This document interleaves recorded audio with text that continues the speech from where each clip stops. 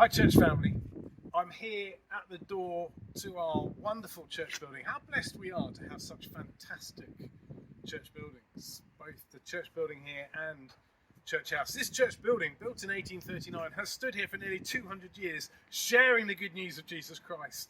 And we want to do a building project that will allow this church building to keep doing that for the next 200 or more years. There are a few challenges with our church building, and you probably know this. First off, we've got stepped access into the building. If you've got a pushchair or a wheelchair, it's very hard to get into the church building, and we want to address that. Also, if you need the toilet at any point, you have to come and you have to get the secret toilet key. You maybe didn't even know there was a secret toilet key. And then you have to come down outside. Quite often it's raining.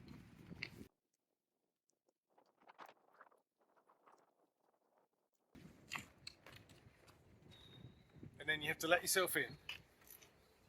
And you have to be careful of any falling debris from the roof that's coming down, because that roof keeps leaking. And then you come into the toilet area, which is freezing cold and not very nice, and not a great way of welcoming people into the church building.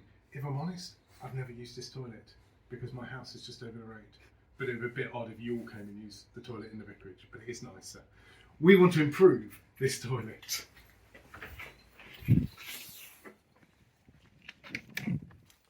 As we wander back up, let's just scoff en route in the snug,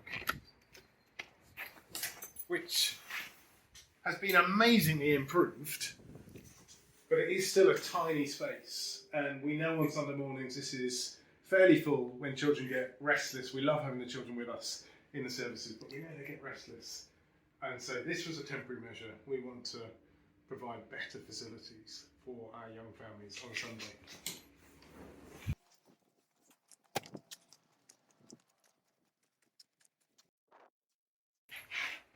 And then let's go to the front of church and just think about heating. It's been very relevant at this time of year. The church heating system, it's all down here, and I don't really understand it. It's like the sort of birth of the dragon down under the church, and hot air gets blown out of here. It's a system that's been in place for over 60 years. It's very inefficient. It's only got 65% efficiency. A modern system would be 95% or more efficient. So bad for the environment and very hard to control, because we have to turn the heating on hours and hours in advance to get any heat coming out.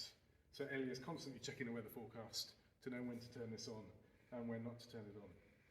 This grate gets really hot. Actually, parents, worth you being aware of that. That's why this yellow tape is around here.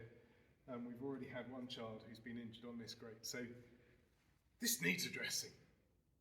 So let me tell you what we're planning. We're excited about these plans. You hopefully have got a booklet which has got some drawings in to try and communicate with you what the plans are, and we want to hear from you about these plans and what you think about them. Let's go to the back of church again. And let's think about access into the building. The bell tower will still be the main entrance into church, but we're going to create another entrance here, which will be a ramped entrance. So we'll improve the pathways coming round, and this will be ramped access, level access into the church building, so that if you've got a pushchair, a wheelchair, you're able to get into the building without having to have anyone lift you in or get an emergency ramp out. Then toilets. We are planning to put toilets at the back of church here. Not a large area, 3 toilets, which will be accessed through a little lobby area here. So you'll come in, there's a space here for welcomers to stand welcoming you, and then a toilet door in, and 3 toilets, one larger with disability access, baby changing, and then 2 slightly smaller toilets, so that they don't take up too much room at the back. Now that might look a little odd, it was just sort of a toilet block sticking out at the back of church. But above the toilets, we're planning on putting a balcony area, which will come out as far as here, with pillars to hold up the balcony.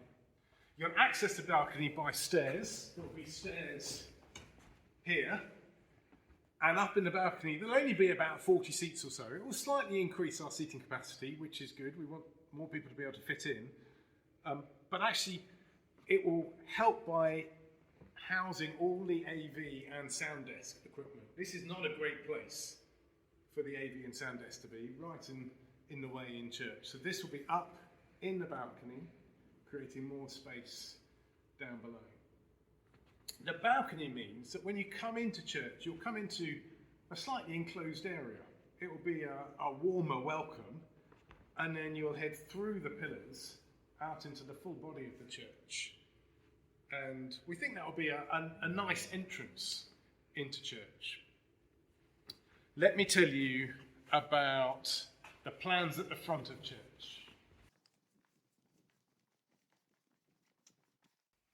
So we saw the snug and the challenges with the snug. The plan is to enclose this space here. This is called the side chapel, and we're going to turn it into a separate room. There'll be some storage on this wall for music equipment so it can be tidied away. And then in here will be a room with a doorway here. This will be glazed so that you still feel connected to the body of the church, but so that there's some soundproofing in the room. So that if your child is restless, you can bring them into this space. The service will be live streamed, there'll be speakers bringing the service in. You'll still be part of the church family worshipping together, but in a much better space than we're currently providing for young families. This will be, we hope, a really big improvement for our young families.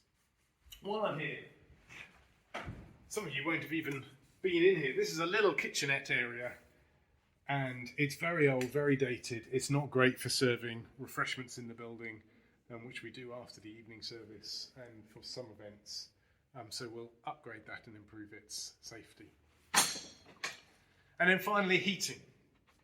We don't know quite what the heating solution will be. We're speaking with heating engineers at the moment, and they're working out a range of different possibilities. It may be that we look to put solar panels on the roof to improve the eco-credentials of the building, and they're going to advise what will work best. But a heating system which is more efficient, which is easier to control, and which will keep us warm, particularly during the winter months.